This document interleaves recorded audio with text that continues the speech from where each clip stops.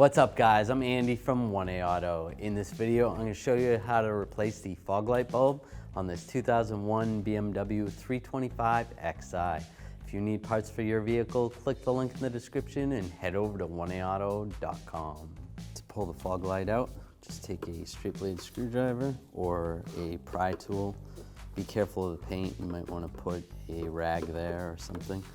And just pry out. Here, and then we're going to slide it this way. What you want to do is pry behind here. There's a little retainer that goes right there. Disconnect the connector, just push down. And if it sticks a little bit, just use the screwdriver. Use the straight blade screwdriver. Slide the connector off. There's the fog light. To remove the bulb, just grab the bulb, twist it to the left, and slide it out. This bulb is a HB4. To reinstall it, just line the tabs up, push it in, and twist it to the right.